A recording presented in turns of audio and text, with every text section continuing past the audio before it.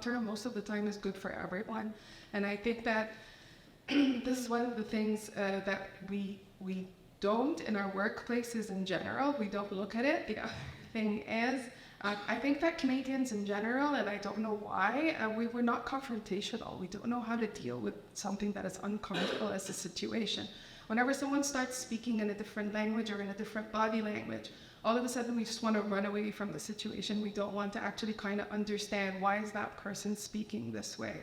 And I remember in one of our talks with one of the big banks, they were giving a lecture to immigrants in the room, and they were talking about how make sure that in the interview I pick people based on how they do eye contact and a strong handshake.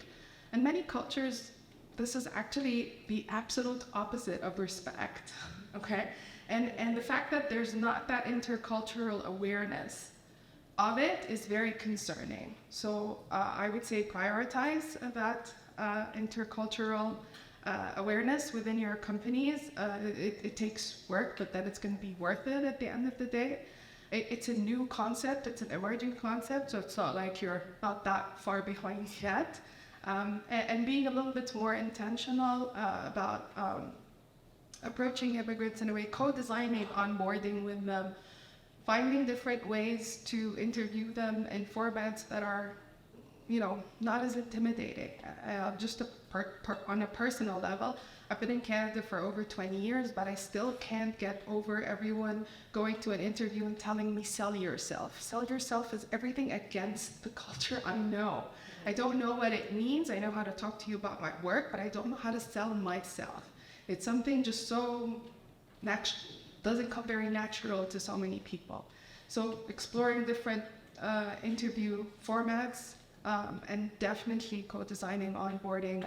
I just hired an international student in a new project that we have, and it's been difficult for everyone around the office to work side by side with her.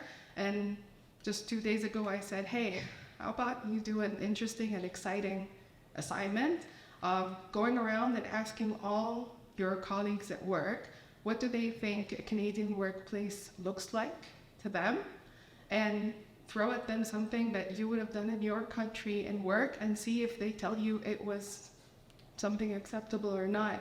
And she actually was really excited about it and became a fun activity in the office, right? But more or less, even though I don't have time, or maybe we as an organization don't have the capacity to do that training, it became a fun team building activity that they're doing together. So, just a little bit fun and experimentation, and a little bit more patience with newcomers, because they need to live in Canada for a little bit too, to understand how it works. They've made the decision to come here. They know change is bound, but you got to help them somehow, or support them as they make that change. And that goes beyond just your workplace. I'm not saying you're supposed to be finding ways to make them go and find friends, but there are a lot of support services out there, and if you know those support services and just know how to point them towards them, or be able to kind of give them a guide before they if they've moved into this new place, where to go, what to do, how, just, I don't know, it will depend from one place to the next. And we have 11 immigrant employment councils across Canada. It's different for each and every single immigrant employment council. The characteristics of employers change, and so everyone does it differently. But once you've just have the intention to decide to do it differently, I think it works out fine. Thanks, Rania. Diversity is strength. I love that. That's great. Fiona. Surprise, it's me. Anyway, so I think I love what Rania is saying, and I think from an HR perspective, I just celebrated 30 years of the workforce, which, I didn't know I'd make it this far, and I'm very grateful for that. I have seen so many significant changes, and I think as an employer and as an HR lead for an amazing organization, and there's some of my amazing colleagues here, we have an opportunity to create a safe space for people to do their best work. So that's my piece. The concept is, at one point in time, you would leave your leader if your leader was horrendous. That still exists, but what we're seeing is people are leaving when you just don't honor who they are as an individual. So you don't understand that maybe they have a an important holiday they want to celebrate that may be different than our traditional Canadian holidays, or if they have a responsibility that's for their family to show up at a play or a sporting event, you need to honor people with some flexibility. And I think that's a rich HR practice that people really need to start thinking about differently. We have, within our strategic plan, a very clear focus on people first, that when you put your people first, they put their patients first. It's, we try and use it as our driver. We know we don't get it right every day, but if we always say lean to your employees, lean to the physicians, lean to the people you have a privilege and honor of supporting. The other piece, which I think a large organization, our HR practice, our HR commitment is very reliant on our partners. So looking at the tremendous partnership from Brock University, Niagara College, but also leaning on where we know we need to look to our not-for-profit partners. I have a privilege of volunteering with Virtually Niagara, formerly Women's Place, and often it's making sure that we're directing people to those community supports and resources that will make a difference for them. So it's about recruiting, retaining your talent, so getting people in the door, honoring the promise that you gave and you communicated in a job interview. So when people show up, they say, actually, this is what you told me you could expect here, and ensuring that your leaders understand that they are one of the greatest predictors, not the only, but if you could just understand a bit about each person, that can make a big difference. So we have a very fulsome strategic plan, people plan, very key evaluative elements, so we understand that are we actually seeing progress. We're a large organization, so sometimes it's easy for us because we're lucky to have a rich HR team. For smaller organizations, there's still lots of good work you can do. And it can be as simple as saying, guys, just make sure you say good morning. Yesterday I did a bit of a test. I say hello to everybody, and I think I got about 50% back. And I thought, oh gosh, how can we get to 100? So everybody engages and connects. One thing I did want to mention though is with our internationally educated nurses as an example. So these are individuals who come to us with very high technical expertise. What they may not have is an understanding of the Canadian healthcare system, which is different than US, that is different than other countries. And so we've done a far richer onboarding process so that we actually spend, it's called building bridges. So it's help with readiness when you're on the clinical unit, so that you may have a bit more insight on how we do vitals, of how we document and track information. So it's certainly what we found is it's a stepping stone for us to be more intentional in creating a sense of belonging, and particularly for everyone who comes in our door, but especially for someone who's entirely new to the Canadian labor market, the Canadian workforce. And we've been able to benefit from provincial partners who supported that work as well. So. Great, Pam. I like that safe space. Make sure that your work is a safe place. Pam. Yes. So I was going to talk a little bit about the decent work movement building we've been doing in our sector. And so before I sort of go into what that means, we knew right off the bat, and we've been doing decent work movement building for about 8 years now, right off the bat that recruitment and retention in our sector was really, really important for a variety of reasons, which is why we wanted to engage in healthy workplaces, cultural practices. We also realized that it's really hard to do at an individual organization level. So our sector ranges from big healthcare, but to some folks just have 2 or 3 employees, very, very small. And so it was really important for us to think about how do we as a sector engage in this work and build healthy workplaces so everyone benefits and not just every 50,000 nonprofits are doing this on their own. And then the third piece was we had a bit of an aha moment in 2019 when there was a lot of conversation about future work and robots are going to take our jobs and AI is just going to shift everything. And we did a lot of deep thinking and learning at that point. And we realized actually robots are not going to take our jobs. Our jobs are actually growing, as we talked about. All the care services demand, it's just growing day to day.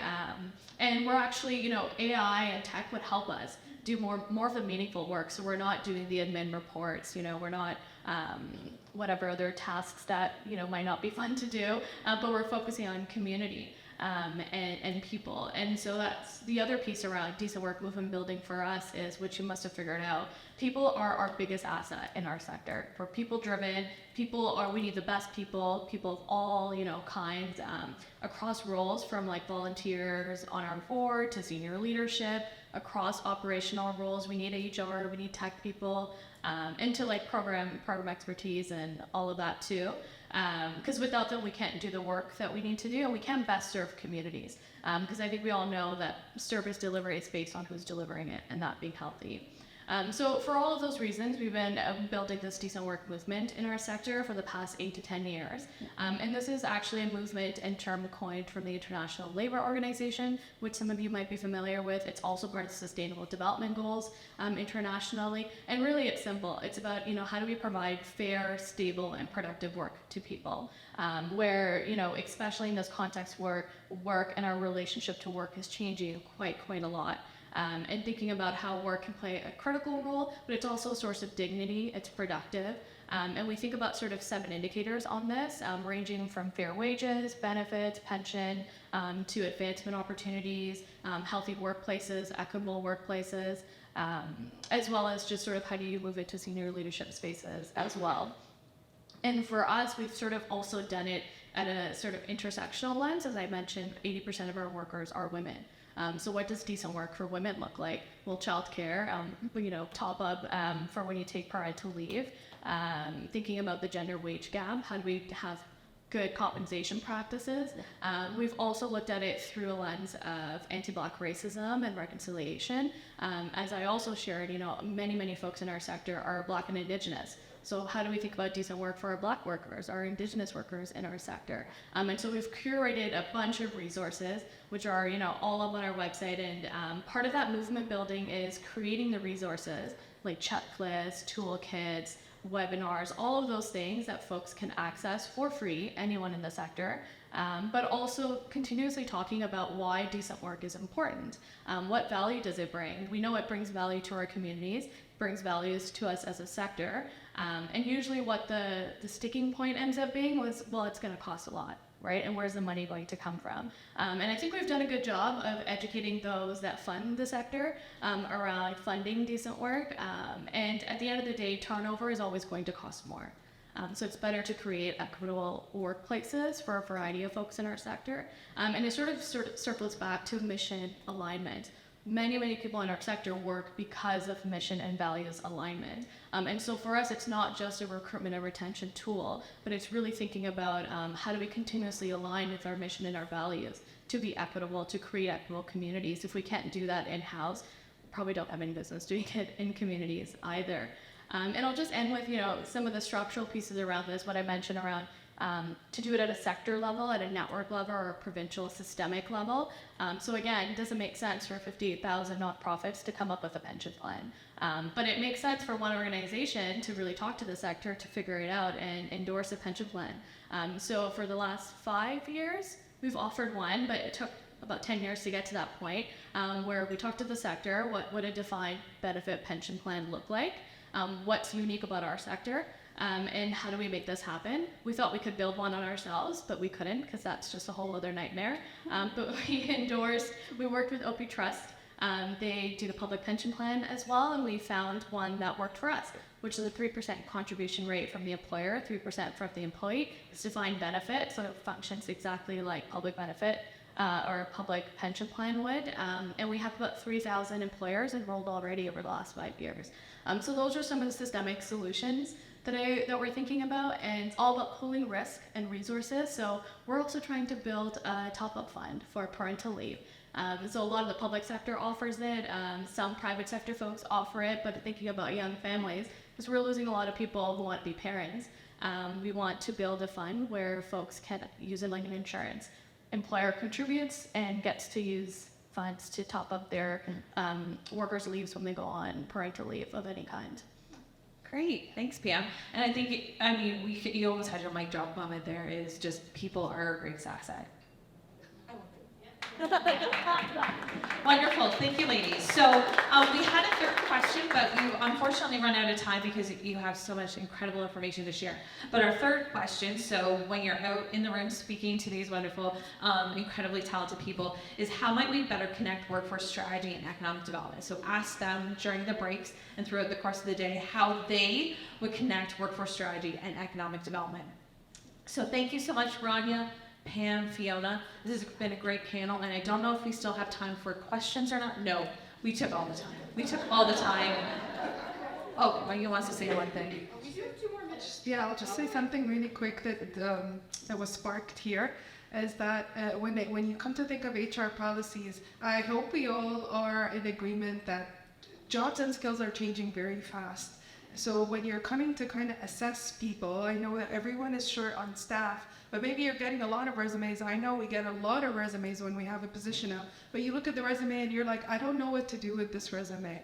And so there needs to be that much of a leap of faith, or looking at more transferable skills, and possibly even what are the learning strategies that you have internally to make sure that the people who are applying for those jobs, because there's an intention for them they know they're shifting course a bit in their work, but how are you supporting them through that? Because this is not just about immigrants who are coming in and you're not familiar with their skill set. This is about also the whole world. The skill sets are changing and they're transferring, right? So, thanks so much, ladies. And so, people are our greatest asset. People are our economic powers of our economic infrastructure. People are just as important as the buildings, as the roads, and as the power, the utilities, to make sure that we have growth in our economy. So thank you so much for this amazing panel.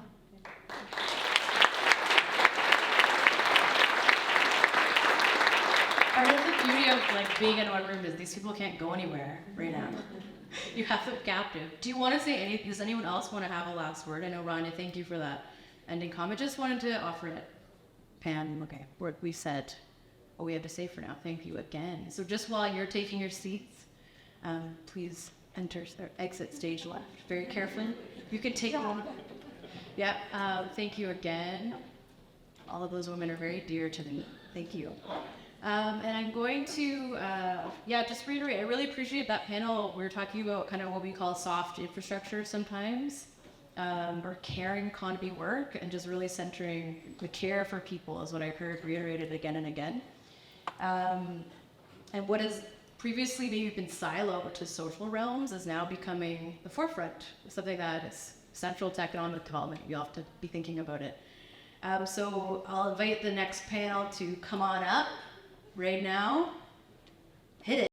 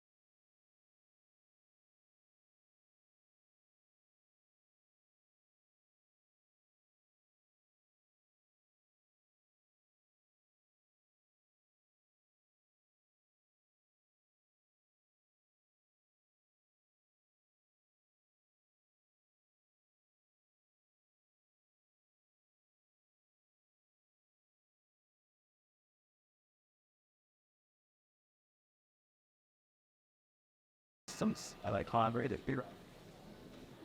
So good morning, everyone.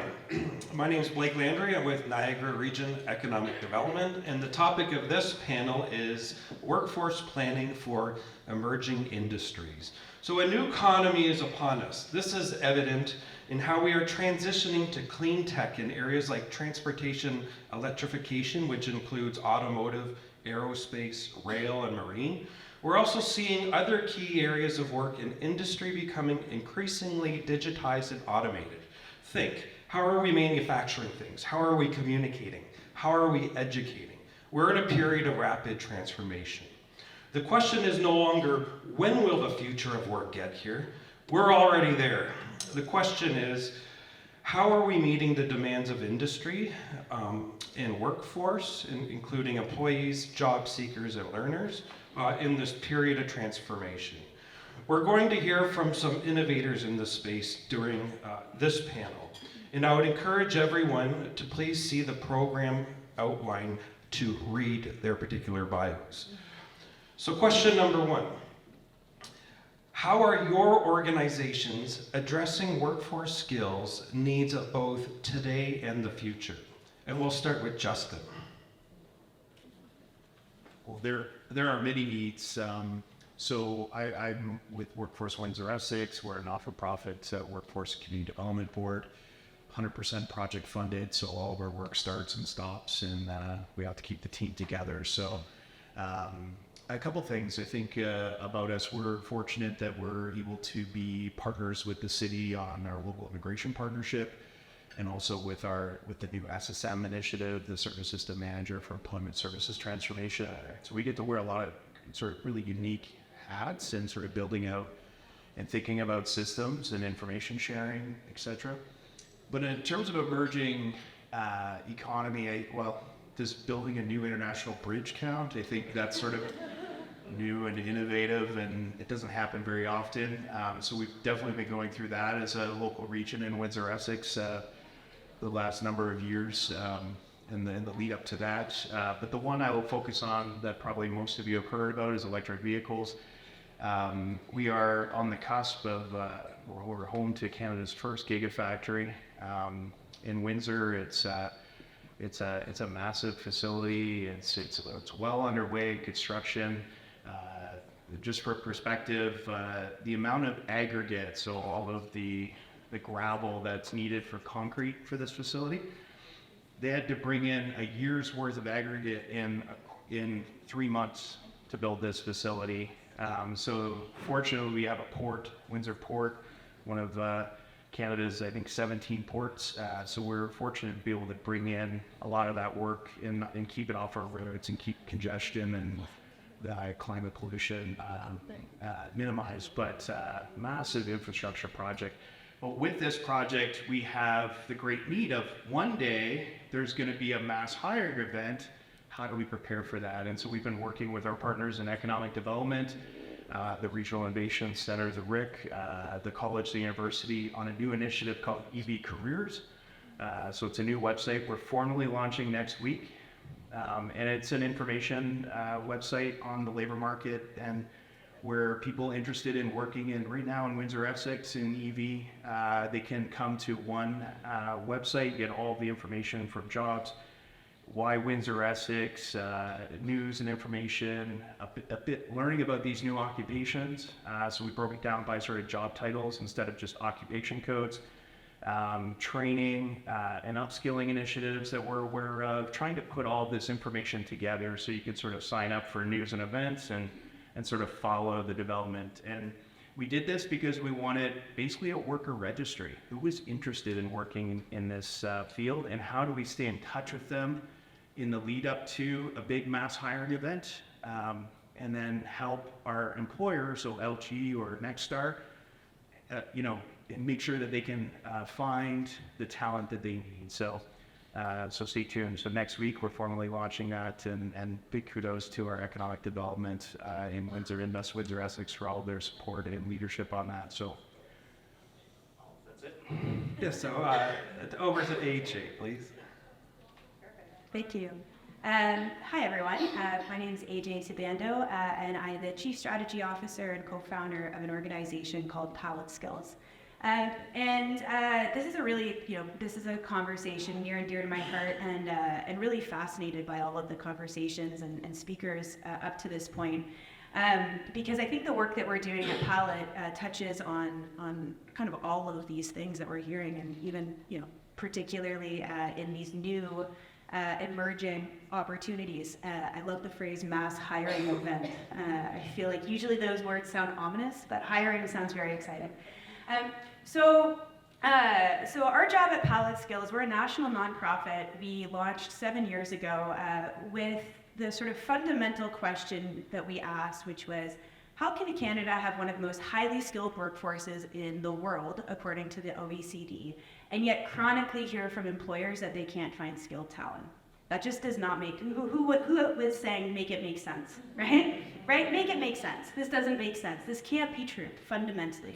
And so what's going on here? And that's really what we exist to try and figure out, is how do we get this incredible, highly skilled workforce into the jobs that companies are desperate to fill.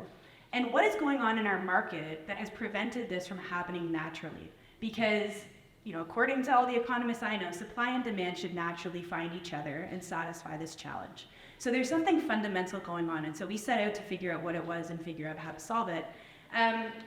And what we focused on was the underutilization of talent, that we actually have an abundance of workers in this country. We have almost everything we need to grow and to succeed, but we're not using it effectively. We're not maximizing our latent potential here when it comes to skills. And so our vision was to address this challenge by creating upskilling programs, transition programs that would move people from jobs in precarious fields or jobs where they were being underutilized for their skills and not realizing their full potential, and move them into these high demand roles in emerging sectors that workers or employers were desperate to fill. A good just example of what that means is one of our first programs we launched was called Sales Camp. It was designed to address the challenge that we heard from employers that in a lot of tech startups and tech companies, they were really struggling to find salespeople. Everybody knew, programming is important, developers are important, but no one was thinking about the business side of those companies. And those employers were saying, look, we got all the engineers we need right now. We can't move our product into the market. We can't sell it. And we're we're looking for other tech people with tech sales experience, but we're starting to cannibalize each other in this field and poach from each other. And so we built a program called Sales Camp designed to take people with customer-facing experience in retail, hospitality, call centers, and other customer service work, and teach them how to apply those skills into a sales job in a technology environment. We worked very closely with employers to understand what do you need to see in a candidate to hire them on day one. Because at the end of the day, what we're trying to do is get people jobs. We talk all the time about skills, and skills are an important requirement to get a job. But really what success looks like for an employer is a filled job vacancy. And what success looks like for a person who's out of work is employment. So the job is the core value that we're trying to accomplish, and it's the expression of success for both sides of our market. And so we said to employers, what do you need to see to feel comfortable hiring this person? And they didn't tell us about all of the detailed understanding of sales funnels and consultative sales relationship building versus transactional. They didn't care about any of that. They said, we need people who can hit the ground running, who are hungry to learn, who understand enough about this environment that they're walking into that I don't need to teach them the basics of what my sector and industry does. And that are comfortable selling, that are comfortable talking to people. So we built a one-week upskilling program that moved people from retail, hospitality, and other customer-facing work into high-demand and very well-paying sales jobs. And we averaged about a 90% job placement rate with employers through that. And so that's what we're talking about when we're talking about taking underutilized talent from one part of the economy and moving it into another part of the economy. This is what it can look like, and it doesn't have to look deep and long. It's actually quite short, but it needs to be employer driven. So this is what we've learned over the last couple of years of running our own programs, is what does it take to design a good program that is actually going to get employers to adopt it. And through our work of delivering our own program, we've identified 6 core design principles for any upskilling program that's going to work with employers and lead to job placement.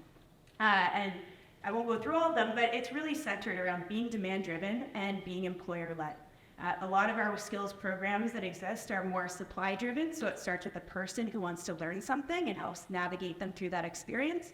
We start with the employer and understand their requirements, and then reverse engineer a program to ensure that we have a participant who will meet those requirements. So we've built this design model, and we're really excited that this year the federal government, through ISED, invested $250 million into our organization to actually take that upskilling model and scale it across the country to colleges and universities and other training providers in communities across the country to help address this challenge at scale. So we're targeting And before I pass it off, I'll just say we're targeting 6 core sectors through this work. It's digital technology, agriculture technology, biomanufacturing, advanced manufacturing, clean tech, and cybersecurity. And we're going to be announcing our first round of projects with partners across the country in a few weeks. So, on that note, I'll hand it off. Thank you, AJ. I'm just going to reiterate the question. So we'll go to Jason next. And the question is, how is your organization addressing workforce skills needs both today and into the future? So first I'm going to introduce myself in the language as I would normally do, just because I'm in front of the group, so I'm Indigenous. Just within and Indigenous guys make Zido, we kwem kong and don't jabal do and do. Eshkanijik not again name NPAAMB Indigenous Youth Deployment and Training. So all the other stuff is just introducing myself in the language, but I'm the executive director of NPAAMB Indigenous Youth Deployment and Training. We are the only urban Indigenous youth designated employment training organization in Ontario, and we service Southern Ontario, Kitchener-Waterloo area, Brantford, Hamilton, St. Catharines, Niagara Falls, Fort Erie, and then all of Halderman, Norfolk as well. So we're all over the place, and our head office is in 6 nations. So the approach that we're taking to developing workforce skills is a little bit more towards prior to the skill development.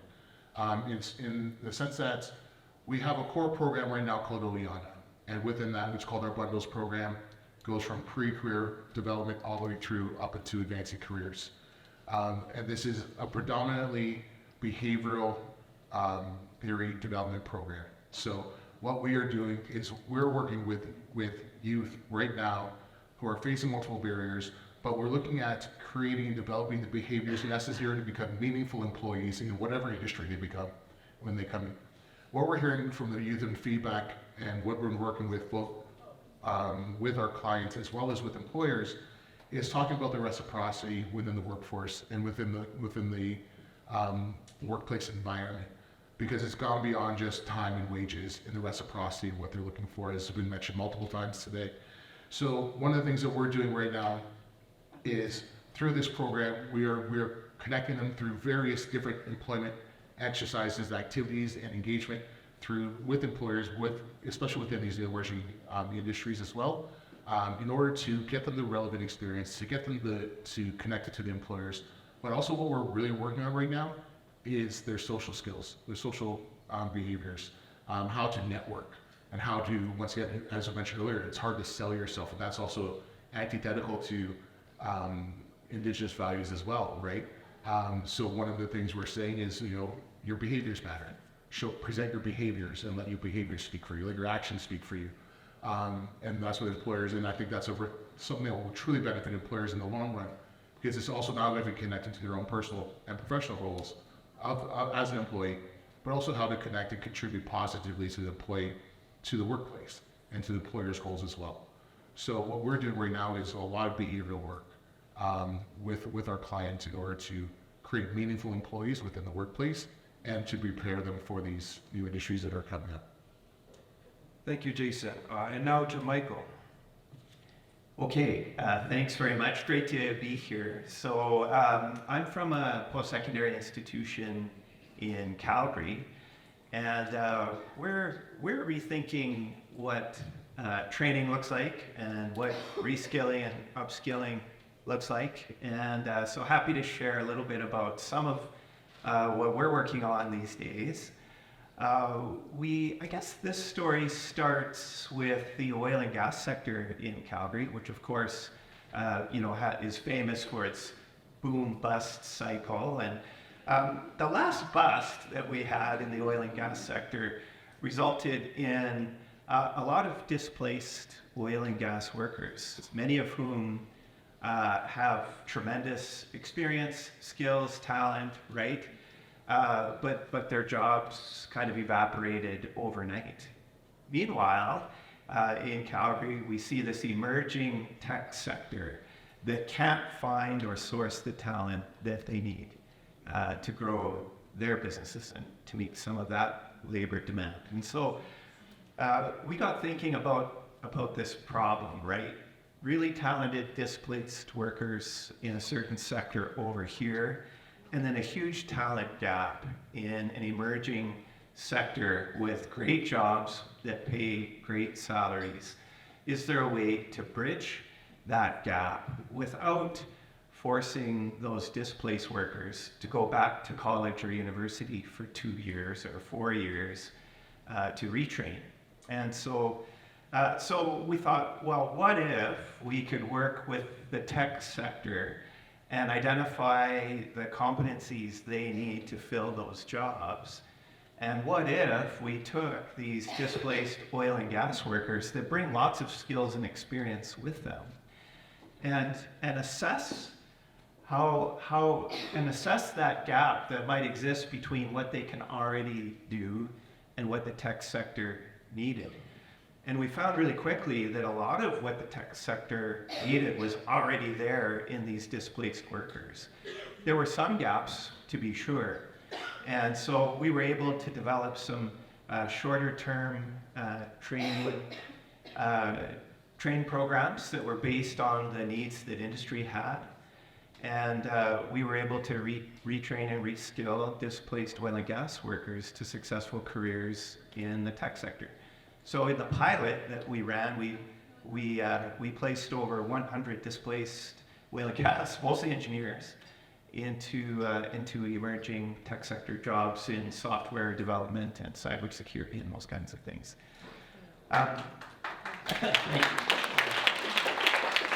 So that was a pilot, and it went pretty good. And we thought, well, maybe this could grow to other sectors. And so we're looking at other needs where there's huge talent gaps in the business sector, the banking sector, the health sector in particular, and just seeing if we can kind of build this out as a bit of a new model. These short-term learning programs, the key to our success, I think, on this is we've taken an industry-driven, assessment-first approach. So the very first thing that we do with a learner is we assess what they already know and what they can already do. Knowledge is everywhere, right? It's not just on campus anymore, and people learn skills and different things in different ways. And so if we can assess first and narrow in on the gaps, and everybody has different gaps, and so we can develop personalized learning paths for these learners to fill those gaps and be job ready. And it doesn't take 2 years or 4 years to do that, especially with people with some experience. So we're grateful to organizations like Pallette and others who fund these types of activities, but it's really changing what learning looks like on campus, and it's been a great story.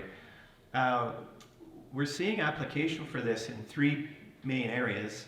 The retraining or the reskilling, like in my oil and gas worker example, but also in upskilling. We did a little project with RBC. They identified a gap in their client service team, and we developed same model, assessment first, personalized learnings to fill gaps, trained over 500 of their client service, front-facing client service workers to improve their client service scores. So upskilling, so reskilling, upskilling, and then we're also using this model to work with new Canadians who bring credentials from other countries to Canada. And we talked about the scoring system earlier, and lots of our new Canadians have credentials and skills and talent. How can we validate those competencies so that those people can get work that matches their educational backgrounds as well? Okay.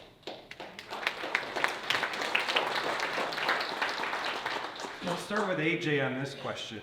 What have you learned through working with industry? What are you hearing that they need? So it's a great question. I think, one of the things that you hear sort of in common with a bunch of the models up here is that the effective way to transition workers into new jobs is by taking an industry-first approach to it. And one of the things that we had a real kind of light bulb moment in our very early days of working with employers, and again, coming back to this idea that, why is the market not solving this themselves, right? What's this gap preventing supply and demand from meeting? And so, we spent our first year just researching this problem, and we did it by talking to employers and talking to dozens and dozens of them. And what we realized was that for most employers, but particularly for small and medium-sized enterprises, the hiring process was as much about managing risk as it was about acquiring talent. And so for an employer, they've got a million things going on, especially if you're small and fast growing. You probably, maybe just got an investment, you've got big expectations on you, you've got a whole bunch of moving parts. And the last thing they need is to hire someone who's not a good fit for the job and slows them down or can't do what they need them to do, or even worse, creates a ripple of a problem throughout their organization. That is a valid fear for a company. That is a valid risk, and it's a CEO's job to manage risk. And so you have to understand that that is the perception that employers are walking into a hiring process with. Yes, they desperately need to fill these jobs, but equally, they need to avoid filling them with someone who is going to only slow them down. And so what we realized that had sort of turned into was this, I think, unconscious bias sort of calculation that a lot of employers were doing when they saw people come through their doors that didn't fit their sort of preconceived notion of what good looked like for this job. And I think Rania made a ton of great points around this when it comes to, how someone walks into the room, how employers make so many immediate assumptions, not based on objective fact. We all do that. That's very normal and human. But there is this interpretation of bias that was really creating these invisible barriers that were very challenging to overcome. And so what that told us was that when we're designing these upskilling programs, yes, they're about teaching people new skills to do a job in a new industry, but fundamentally what we're creating for an employer is a quality assurance process. We're creating a way for an employer to accept that a candidate who does not look like the typical candidate they might think they want for their role, either on paper or in person, that we're creating a quality assurance process that says, yeah, despite the fact that this isn't what you were expecting, this works. This person can do the job. They're not risky. They're qualified and they're ready. And you can have confidence in that because they've come through a program that you contributed to creating. You contributed to designing. You defined the requirements for it. So you've been in the driver's seat on this. You told us what mattered. We created something that was designed to your specifications. And now in the outcome, we have an enormous pipeline of talent that fits your needs really well, that you can choose from, and that you can have the confidence that the things that you're afraid of aren't going to come true. And so that was a huge insight for us that really completely changed the way we looked at this talent transition path and helps to understand why, continually investing in just traditional credentials or skills development programs without having employers at the table won't necessarily connect to a job. And I think throughout a lot of our history in the last couple of years, as we've been trying to think through, all of us, not just at Pallette, but over the last, say, 10, 20 years, as we've been thinking about this challenge and how do we solve it, we've made this massive assumption that if we just teach people the skills they need to do the job, an employer will hire them. And if you don't factor in all of the risk management considerations that are going on in the back of an employer's mind, that assumption won't play out. Justin, what are your thoughts? So as a workforce planning board, of course, much of our work is employer engagement and collecting sort of information from employers about their supply and demand needs. I think the things that my colleagues and I, hear wouldn't surprise you. It's some of the things that Mike talked about in his presentation. We have an aging workforce, so there's going to be knowledge transfer is a big concern. How do we, you can give 3 different people the same cooking recipe and they're going to taste differently. Same thing with jobs and transferring knowledge, to the next generation of worker. How do companies make that knowledge transfer more effective, more efficient? How do we make sure that the quality of that, recipe stays relatively the same? Other issues, of course, and we're all feeling it in our own home and personal lives, but the cost of living is going up. That means there's a lot of pressure on wages to keep up. We just saw a sort of record settlement with auto workers. I know, as a non-for-profit, our contract, the local board contract, has been the same for 15 years. We've had to be able to absorb all of our cost increases under the same amount of funding. I'm sure that's not different for many of you in the room working in the not-for-profit sector. So other issues that I think employers are sensitive to is the cost of training and upskilling at the risk of losing people to someone who's paying 25 cents an hour more. If worker qualifications are so scarce and you need to upskill them and teach new technologies and new ways of doing work, but then every day they drive to your office and there's a big billboard in front of, on their way to work that says we're hiring, and they happen to be paying more for the same, worker. It's, employers are definitely thinking about risk. And so I like the model of, government supported training initiatives, because workers are mobile and they want choice, and they're going to look out for their families and sort of what they need. And so if training was sort of more universally accessible, but definitely employer-led, employer-sponsored, making sure they're getting the right qualifications, I think there's some real winners in that scenario. Also, there's just a huge need for young people to enter the skilled trades. And I know this is such a, cliche thing to say, but honestly, we were fortunate to be a program advisor in the Tomorrow's Trades program in Windsor, helping to run sort of the building trades, try a trade program. And in dealing with all of the unions that we worked with in that process, who were involved in all the training, they kept wanting to generally hire people who are younger, people who would stay with them longer, because all of their workers are aging, all of their workers are retiring, and they're very nervous at hiring 40, 50-year-olds and getting them into the skilled trades like right away. So they really want a lot of young and people under 30 to get in the skilled trades, pick a trade, try a trade. And so we definitely need more of that. So more pathways where you can sort of try different things. Not everyone's going to be an iron worker, not everyone's going to be a carpenter, not everyone's going to be an electrician, but there are 140 some odd trades in Ontario, and giving young people more exposure to different trade opportunities and careers, I think is really important. So I'll leave it there. I know there's so much to say. Thank you. We'll move to Jason, and just to rephrase the question, what have you learned through working with industry? What are you hearing that they need? So I'm going to, Rachel, this happens with me, so I'm going to go off script a little bit. I'm going off script of my own internal thing of what I want to talk about up here today. Because I just got to identify to all you folks, as an Indigenous person here, I very much understand and can identify I'm not in my canoe today, right? I'm in a different boat today.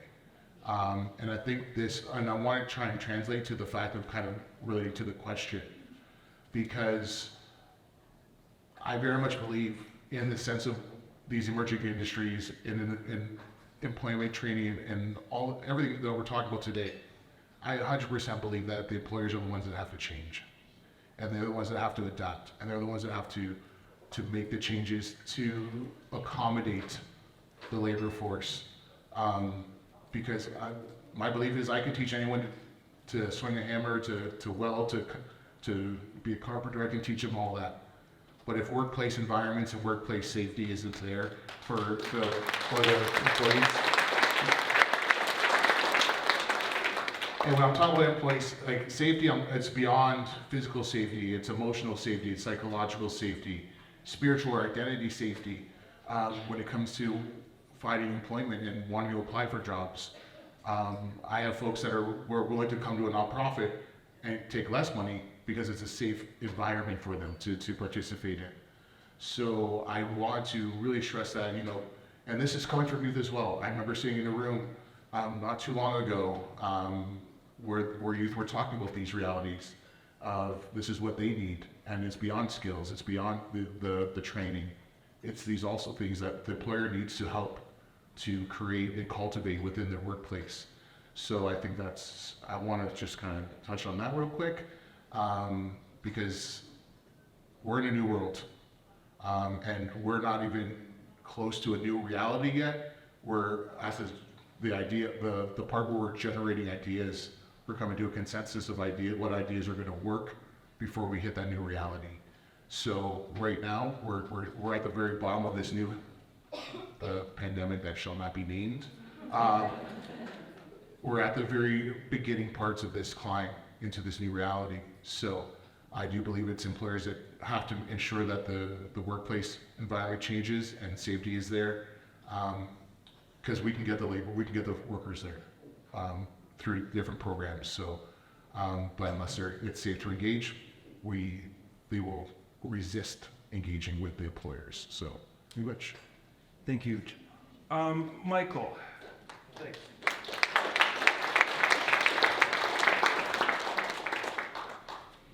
Yeah, so we hear a lot from employers. We try to work really closely with employers and industry, and we meet with them annually. We have program advisory committees that are made up of industry professionals, and we're always looking for their feedback, and so we hear a lot. So I have a couple of thoughts to share on this. The first thing is that I think the relevancy of our skill set at any given time. I think the half-life on needing a new set of skills is about 4.5 years right now, just with how technology is disrupting industry and how industry is changing. And so that's the first thing that we hear. The 2-year credential or the 4-year credential that serves as that foundation is just the start. And there's no way that's going to serve someone throughout their entire career.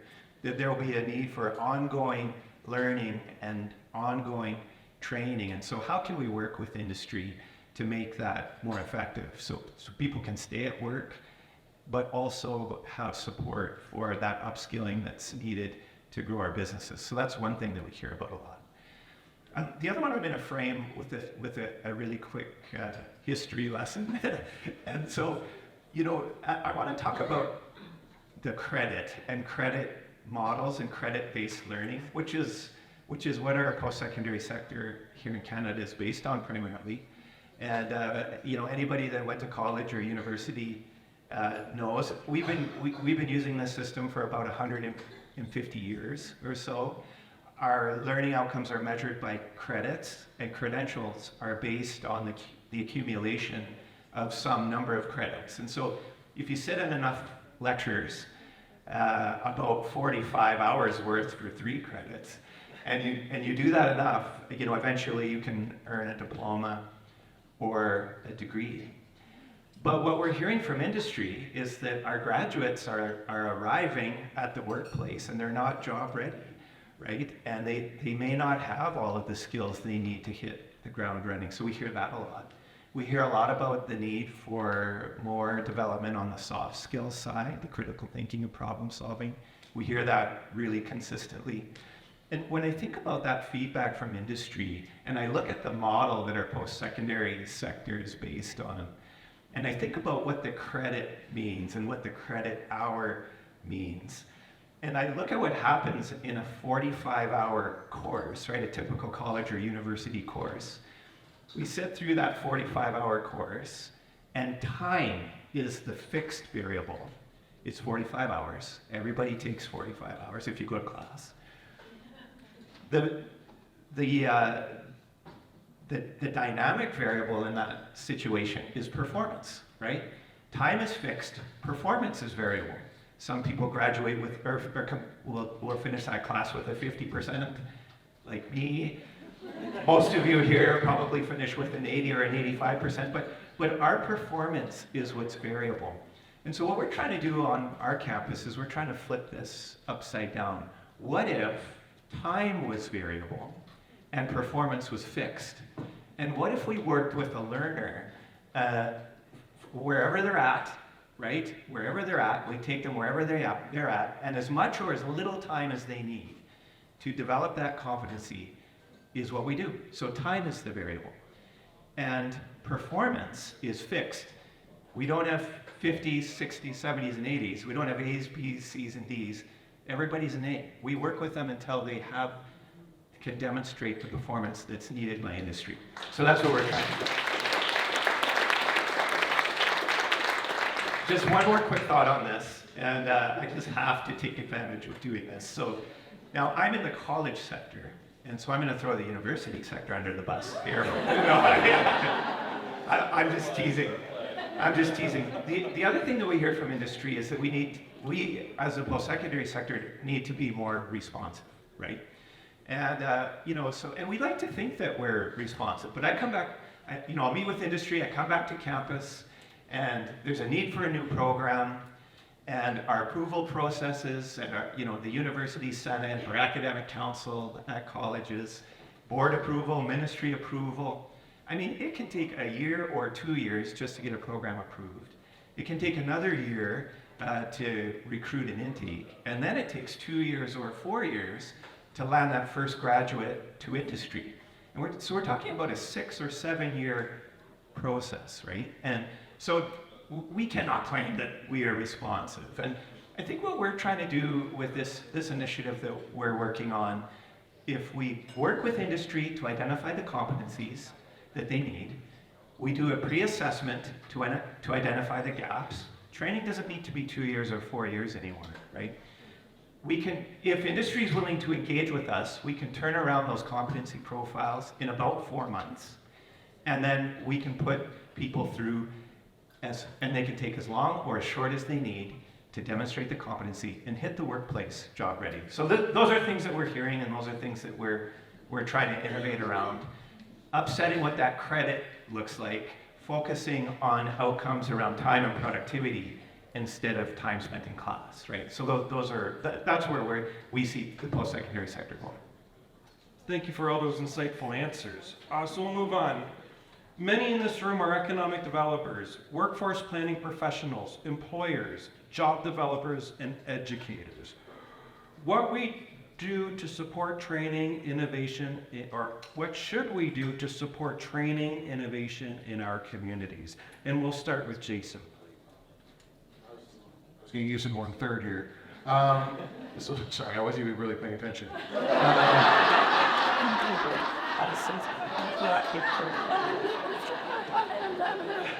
Get used to it. This is who I am. So. All right. What should we do to support training innovation in our community? What to support training? I think once again, it's going along the same trend as what's been talked about today, right? I think one of the things is trying to eliminate implicit and explicit biases, especially when your perceptions with either potential employees or anything like that. But also reaching out to organizations such as our organization NPAAMB. I see Deanne over here at YMCA Employment Services from Niagara. Does really great work here in Niagara. Reaching out and really taking advantage of these programs that are running and looking at different ways of developing the labor force. Because I'll be honest, I got into social service work 7 years ago. Started out as a youth worker, then I went into child welfare, and then now I'm in employment training again. So, but I spent 17 years working in restaurants before this. So all those skills that I learned, even just working in a restaurant, brought over because there was a lot of interpersonal skills, a lot of different things. And understanding that, once again, we can't try and put a circle peg into a circle hole. I don't know if any of you have seen that TikTok where it's like, they put like every single one in the same hole, right? I think that's what we have to start looking at when we're trying to look at these training programs is, also not trying to, is trying to get these potential employees and this labor force, not to get them into a certain hole or shape, but once again, to create and allow for these different shapes to come through these training programs and into the labor market and into these jobs, right? So just to encourage that and to, expand your perceptions around, what it is that you're looking for. Jason, can you explain how people can connect with their local work with NPAAMB? So a couple things we have going on. So Every year we have an annual youth conference where we host 130 high school youth, which is as much of a headache as you think it would be. And we connect them to skilled trades and apprenticeships. It's a 3-day conference, so they do stay overnight in the hotel, but we're always looking for partners, employers, and sponsors for that event every year. So that's on a more global or more regional thing. But once again, you can reach out to our local youth service officers, which are our case managers. And once again, in all of our catchment areas, Kitchener, Brantford, Hamilton, St. Catharines, Niagara Falls, Fort Erie, and then all of Halton and Norfolk. So that's the best way to connect with us. But always looking for new and innovative ways to connect and create opportunities for urban Indigenous youth ages 15 to 30. Who's going next? It's Michael. Michael's up. So please share how partners can get involved. And if you could share some insights in terms of engaging with Pivot ED. Sure, I know, I see the orange sign, so I know we're tight on time. I would just say, if you're interested in learning more about Pivot Ed and some of the models that I've talked about today, just reach out, would love a conversation with you. I think my call to action for folks though today is, your local colleges and universities are doing some really innovative things in the upskilling and reskilling space. You know, and none of us are going to solve these challenges that we're talking about today if we try and go it alone. We have to work together. So, you know, engage with your, you know, the colleges and universities in your region, and work with them. And they'll work with you. There's lots of opportunities to work together to build out solutions to these challenges, and we have to work together if we're gonna get anywhere on some of this. So that would be my call to action. That, you know, if we've turned you off over the years for whatever reason, you know, give us another chance here, because you know, there really is some innovative things happening on campus, and how we're engaging with industry is evolving very quickly, and we'd love to re-engage with you to help meet some of your workforce challenge needs for sure. So we'll move over to AJ. AJ, please highlight how people could connect their local work with Pallette skills. Definitely. So I'd say, you know, to all the economic development folks in the room, or workforce development folks, you know, the work that we do at Pallette, or the work that we fund through Upskill Canada, is really about connecting, you know, the bit of the ecosystem around moving people into jobs. So it's about bringing the employers to the table. It's about bringing a training provider to the table. It's about bringing community partners to the table who have workers who need new pathways. And you guys can play really interesting roles in being that convener. Oftentimes those three groups don't really speak the same language, and oftentimes a lot of the frustration between an employer trying to deal with a college or that you're referring to is, you know, it's a translation issue. So I would encourage you to see yourselves as that piece in the middle that can bring those partners together to create an idea of a program.